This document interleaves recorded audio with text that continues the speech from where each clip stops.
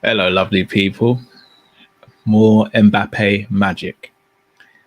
England dominates Senegal.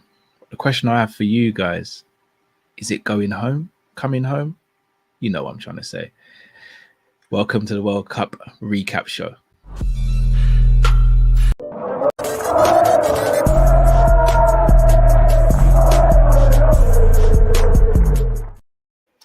Nothing like some live YouTube content or content that's pre-recorded when you press the wrong button. But we are here, people. We are here.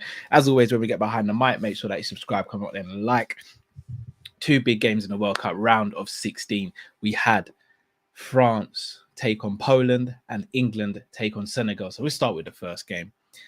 And France went out and did what everyone expected them to do, and that was put Poland to the sword. Last time we saw Poland play was against Argentina, and they looked really lackluster.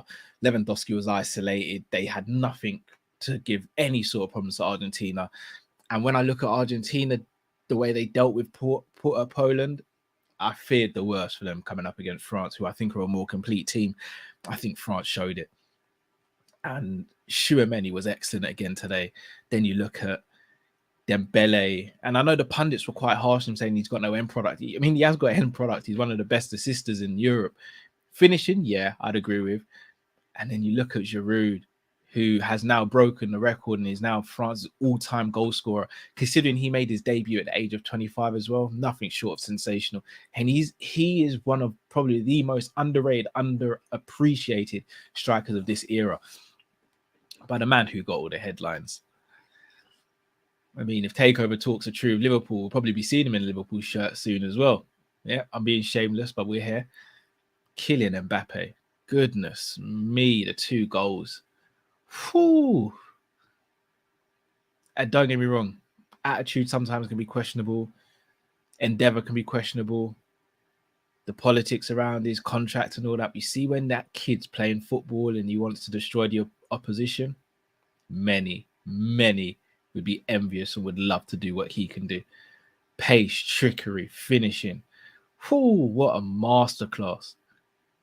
Mbappe magic. The first goal was brilliant. Gave Szczesny the eyes. I thought he was going far post. Here, near post. Top bins. Then the second one just cuts in and lashes it. The boy is so talented. 5 World Cup goals so far this campaign. I'm going to be real. He could fire France this World Cup again. If they do back-to-back World Cups and he's pivotal in both, he's really in conversations at an early age that he really shouldn't even be in. But it's as real as that. The kid is something special.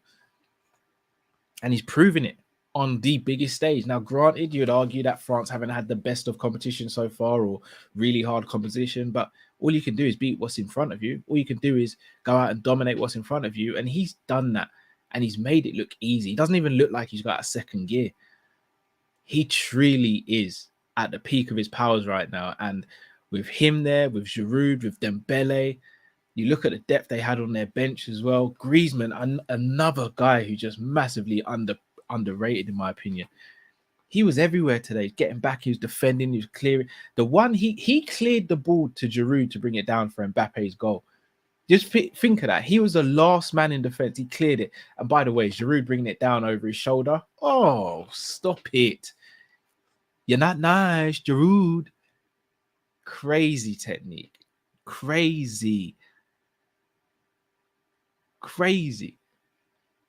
And you just have to rate it. You have to rate it. And I look at what's going on right now, and I don't know how France don't do it. I know Brazil are the other one, but I just don't know how France don't do it. They're looking bloody good. But they have to keep Mbappe fit, and Mbappe's got to stay switched on. If he doesn't, then we're having a conversation.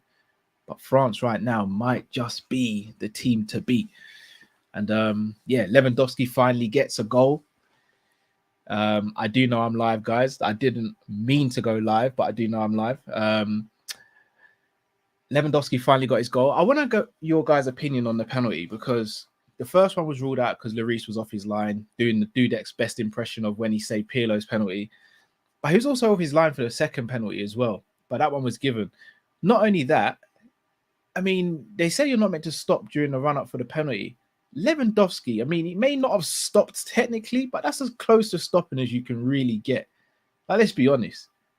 Like, I don't know. Maybe I'm looking into a bit too much, but for me, that shouldn't have. I thought it was a bit unfair on the goalkeeper, personally. But that's just my thoughts and opinions. All right, we move on to the other game, England. Again, we expected this, or I did anyway. Senegal without Mane aren't the same Senegal.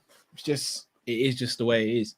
It's like Poland without Lewandowski. And you know what you're going to get. You're going to get a team that tries really hard, but they have no spite at the end of it. And the moment Mane was ruled out, I ruled Senegal out. I'm surprised they even got this far. No disrespect to the Senegal team. But England, again, went out there and did what they had to do. And credit to Gareth Southgate, who I've been very critical of. He's actually playing one of the best formations and best teams he can play right now. And he's doing really well with it. Saka was really good again, lively. But guess who got the opening goal? Captain. Our captain. Guess who got the assist? Our Jude. Our number 8. Get used to seeing that, people, because I have a funny feeling we're going to see Henderson and Jude celebrating a lot in the Liverpool shirt. I really do. And speaking of Jude Bellingham, boy, oh boy, the guy is just different, isn't it? You know that old adage, if you're good enough, you're old enough? Pull up a picture of Jude Bellingham the next time you say that. Because he is just brilliant. He's so good, man. He works hard. He just doesn't stop. Great technique with both feet. He can tackle. He's got pace. He can drive with the ball. He can shoot. This kid's got everything. And he's going to be our number 8. Let that sink in. Jude Bellingham's going to be our number 8. It's a beautiful feeling. Harry Kane finally gets off the mark as well in this competition. Foden had a good game. England played well. You've got to hand it to them. And I mean, I'll be real with you guys. I don't think they will, but if they are able to navigate past France, I think they become the favourites for the competition, personally. If they can go and beat France and knock France out, the current world champions, they become the favourites and they become the team to beat. And that, for me, is going to be a very interesting game. Walker versus Mbappe. That for me is a mega battle straight away, because Mbappe is not just going to be able to outpace and outstrength Walker. That's one thing you don't do to Carl. Then you look at the other side. Kane versus Varane. Is Ibu going to play ahead of Upamecano? Tchouaméni versus Rice and Bellingham. Tchouaméni versus Bellingham. Guys, that's a humongous battle. This game is going to be top draw. I'm not going to lie to you. It's going to be top draw. I do think France will go through, but as I said, England do it. I'm going to have to start putting some respect on Gareth's name. I just got a super chat here from Johnny HD. Says, my number 22 and my 8. Jude and Hendo linking up at Anfield at Kirby. I'm looking forward to it. And you guys know where I sit on this. I feel the takeover is coming soon. David Lynch broke a story earlier, and I think Jude's coming. I don't think it's happening in January. It's coming. Hey, I got a shout out to a massive, massive person here. Man like Jersey Boy, France fan there. But yeah, no, I think France currently are the favourites, maybe them and Brazil. But I genuinely believe if England do get past France, I think they go on and win it. Shimron says, big up Cal, 1 o'clock in England, love. I'm going to be real with you, Shimron. I wasn't meant to be going live. I pressed the wrong button. By the time I was in, it was too late. So it is where it is. But I had to do up a show properly. But again, guys, I'm only going to keep this one short. You know, the World Cup recaps are short. Plus, we've spoken about both games. We will be back for the Monday Night Live show, as always, where we'll be discussing the story from David Lynch, any other news coming out of Liverpool, the warm weather training and the camp that's going on there. So make sure you tune in for that. Also, if you haven't already, make sure you check out our social media. Make sure you subscribe to all of our channels on social media. And if you haven't subscribed to this as well, what are we playing at, people? On the road to 30,000 subscribers. So make sure you do. And until we see you later on today now in the UK, stay safe, stay blessed. We are Kopish and we are our people. Take care.